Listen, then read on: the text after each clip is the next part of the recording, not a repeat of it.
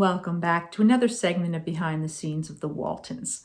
Today I'm going to be talking about the episode from season 5, John's Crossroads, when John gets a job out of town and in an office and doesn't like it at all.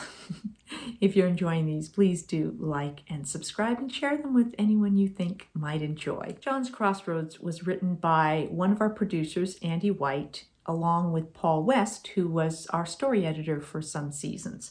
And it was directed by our very own Richard Thomas. In this episode, there isn't enough work at the mill. Things have been slow, and he's waiting for some parts and some orders and some payments. And when he's at Ike's, he sees a notice for a company that is hiring in Charlottesville. So he decides to go and apply. He's a little intimidated because they say they only need someone with a high school education, which is what he has.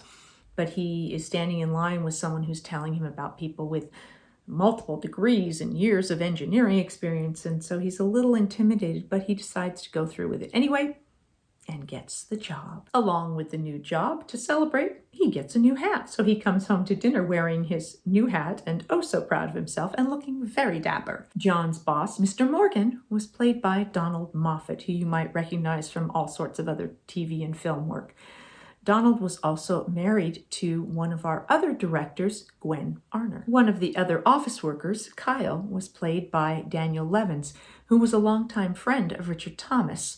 Daniel was also a ballet dancer and had studied with Richard's parents' ballet company in New York and had danced with their company. So I'm sure that had a lot to do with Daniel being hired, although he did work in a number of other things over the years. So it was not strictly nepotism of a sort, but also a very talented actor and dancer. In this scene, Grandpa is hanging out with Elizabeth because all the boys are unavailable. So he kind of takes Elizabeth and he's going to do things with Elizabeth. And one of the things he does is he's with her when he pulls a slab of bacon out of the smokehouse. So there's a case of another set that occasionally got used. And Elizabeth had to carry this slab of bacon all the way to the house. It was probably heavy and tall and awkward to have to carry, but she did a good job. Elizabeth takes a lot of ribbing in this episode because she has a boy at school who has a crush on her, and she's not particularly interested in him. And she's enjoying spending her time with Grandpa. He takes her out up on the mountain and teaches her more about the trees, and he takes her fishing, and she's really enjoying this. But Mama is not sure that she wants her youngest girl being turned into a little boy and asks Grandpa to let her be a little girl.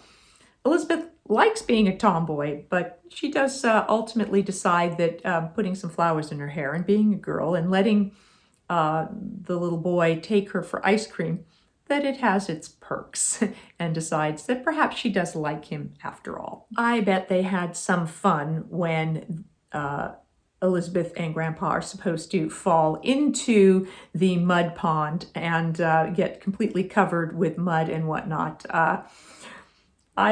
I don't think I would have enjoyed it. I don't know that I like being covered in mud and sticky and all that kind of stuff, but they were very good sports about it.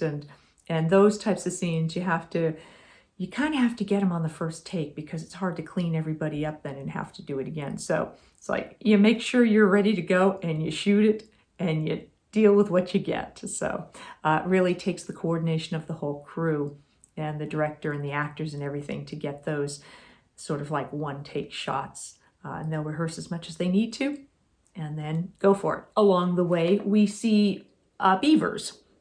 Those would not have really been there. That would have been stock footage they found. However, I know sometimes I've heard some of you comment that you don't like hearing about the things that are fake. It is movie making, but what I can say is what was never fake was the relationships.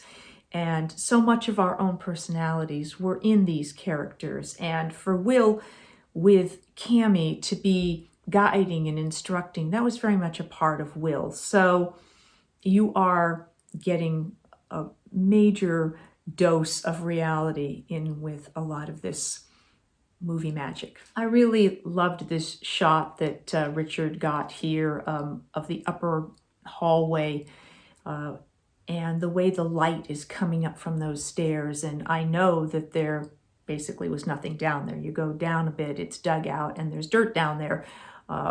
But they put lights down there and created just a beautiful atmosphere that that allowed you to believe that this really was an upper hallway. We've talked about some of these mystery doors, and here is a case of Olivia in the kitchen coming out of that mystery door, which is once again being utilized as a pantry. So here is an example of that door actually being used. This episode really deals with making choices. You know, John knows that he needs money for the family, and the idea of a good, steady paycheck is very appealing. But when he gets into this situation, he finds that this job does not suit him well.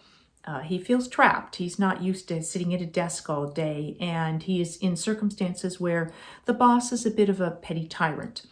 And he can't open the window because it makes too much noise, and everybody has to be quiet, and nobody leaves till the boss says, and things that, there's nothing wrong with following rules, but I think perhaps all of us have at times experienced having a job, getting a job, doing a job that was just a bad fit, and how uncomfortable that is. And sometimes we make decisions that aren't strictly about the money, that quality of life can become more of an issue than something that perhaps pays more. And in this case, John makes that decision, figures that he will find some other way to support his family. But along the way, he fights back, and he fights for the little man, which was something that John Walton always did, as did Ralph Waite. There were many instances I saw over the years knowing Ralph where he did fight for the little man, fought for the underdog. And in this case, ultimately, he makes changes. He brings about change for everyone in that office. And once he has walked out, because of this, everyone in the office feels like the conditions will be better. And so we're left hopeful that his presence has left an impact that will make it better for everyone else. And I love how Mel then goes and opens the window, and that the boss lets that slide, so things will be better. Olivia finds out that John has quit his job and that he is at the Dewdrop Inn having a few beers. She borrows John Boy's car. We don't see her drive very often, but clearly she could, and Michael did drive in real life, so not a problem. And she goes off to the Dewdrop Inn to be there for John, to make sure he's okay, and to tell him how much she has missed having him around.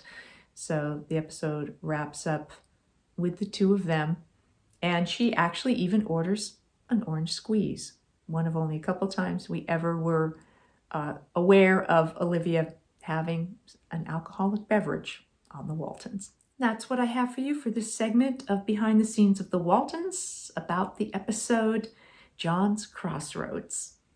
I'll see you next time for more Behind the Scenes of the Waltons and another episode of Ask Judy. Thanks for watching.